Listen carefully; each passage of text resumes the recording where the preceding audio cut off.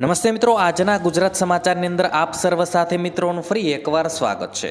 તો આજના સમાચાર વિશે વાત કરું તે પહેલાં તમને જણાવી દઉં કે વિડીયો ખૂબ જ અગત્યનો છે અને આજના સમાચારની અંદર ખેડૂત ઉપયોગી સમાચારો વિશે વાત કરેલી છે। તો વિડીયોને છેલ્લે સુધી જોતા રહેજો અને ચેનલને હજુ સુધી સબસ્ક્રાઇબ ના કરી હોય તો તે પણ કરી લેજો।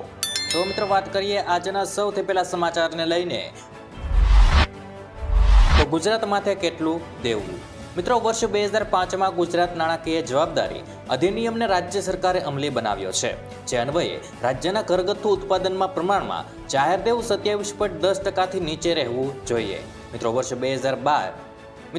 2001 અને 2000માં તેના સમયનું જાહેર દેવું જીએસડીપીના 23.86% હતું, જેમાં ઉત્તરોત્તર ઘટાડો લાવીને નાણાકીય વર્ષ 2023 અને 24ના સુધારેલા અંદાજોમાં 15.34% તેમજ નાણાકીય વર્ષ 2024 અને 25ના અંદાજોમાં 15.27% સૂચવવામાં આવ્યું છે। ત્યાર પછી મહત્વના સમાચાર વિશે આગળ વાત કરીએ તો ગુજરાતના ખેડૂતોને નવું વર્ષ ફળશે। ખેડૂતોના તેમના ઉત્પાદનના પોષણક્ષમ ભાવ મળી રહે તે હેતુથી રવિ માર્કેટિંગ સિઝન 2025 અને 26 અંતર્ગત સરકાર દ્વારા લઘુત્તમ ટેકાના ભાવે ખરીદી કરવામાં આવશે। 2425 પ્રતિ ક્વિન્ટલ ઘઉંની ખરીદી ગુજરાત રાજ્ય નાગરિક પુરવઠા નિગમ મારફતે કરવામાં આવશે।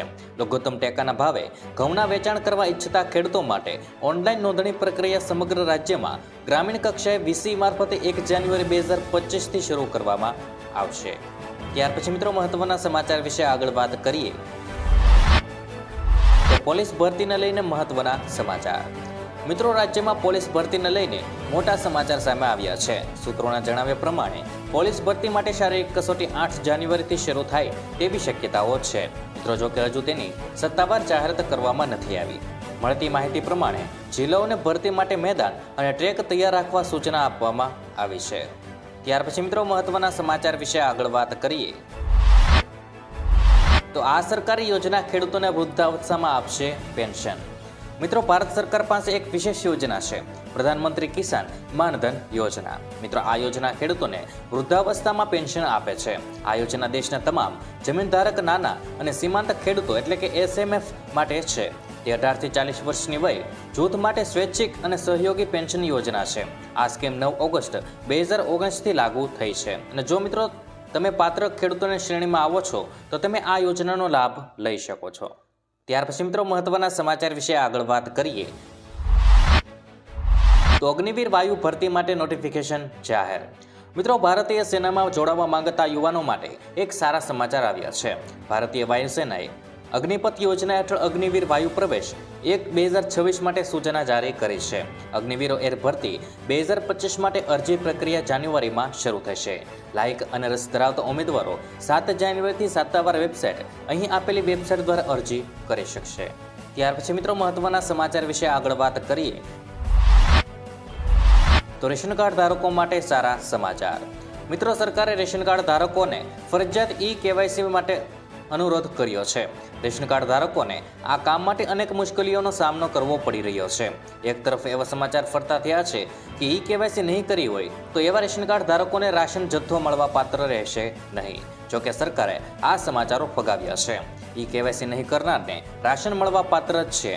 ખાસ કે રેશન કાર્ડની કેવાયસી માટે સરકારે 31 ડિસેમ્બર 2024 છેલ્લી તારીખ નક્કી કરી છે। ત્યાર પછી મહત્વના સમાચાર વિશે આગળ વાત કરીએ તો સ્માર્ટ મીટર માટે સરકારે જાહેર કરી રિબેટ યોજના। સ્માર્ટ મીટર પ્રીપેડ ગ્રાહકો માટે 2024 અને 25માં 2%નું રિબેટ આપવામાં આવશે એમ ગુજરાત ઉર્જા વિકાસ નિગમ લિમિટેડની યાદીમાં જણાવ્યું છે। ભારત સરકાર દ્વારા શરૂ કરાયેલ રિવેમેપ ડિસ્ટ્રીબ્યુશન સેક્ટર સ્કીમ હેઠળ એક નોંધપાત્ર પહેલ સ્માર્ટ મીટરિંગ પ્રોજેક્ટ સમગ્ર દેશના અન્ય રાજ્યોની સાથે હવે ગુજરાતમાં પણ અમલમાં મૂકવામાં આવી રહ્યો છે। ત્યાર પછી મહત્વના સમાચાર વિશે આગળ વાત કરીએ તો એએમસીએ લીધો મહત્વનો નિર્ણય। એએમસી દ્વારા શહેરના નાગરિકો માટે મહત્વનો નિર્ણય લેવામાં આવ્યો છે, જેના કારણે નાગરિકોને મોટી રાહત થશે। એએમસી દ્વારા જન્મ અને મરણ કેવાયસી માટે નિર્ણય લેવામાં આવ્યો છે।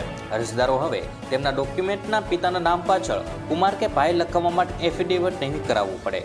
બાળકના નામની પાછળ પિતાના નામમાં કુમાર કે ભાઈ લખવા માટે અગાઉ એફિડેવિટ આપવી પડતી હતી, પણ હવે કેવાયસી માટે એફિડેવિટ વગર જ સુધારો કરવામાં આવશે। તો મિત્રો આજના દરેક સમાચાર અહીં કામના પૂર્ણ થાય છે. આપને કહેવા લાગ્યા એ કોમેન્ટ બોક્સમાં જણાવી દેજો. અને વિડીયો કામનો લાગ્યો હોય, સમાચાર ઉપયોગી લાગ્યા હોય તો મિત્રો આ વિડીયોને એક લાઇક કરી દેજો, જેથી કરીને અમને પ્રોત્સાહન મળતું રહે અને દરરોજના ખેડૂતને લગતા, હવામાનને લગતા અને ગુજરાતમાં પળે પળના સમાચાર મેળવવા માટે ગુજરાતની આ ચેનલ તાતની વાતને સબસ્ક્રાઇબ કરી લેજો, જેથી કરીને ગુજરાતની દરેક અપડેટ્સ તમને મળતી રહે. તો મિત્રો હું મળીશ તમને આવતીકાલે નવા સમાચારો સાથે અને નવી માહિતી સાથે. ત્યાં સુધી મિત્રો મને રજા આપશો. ધન્યવાદ.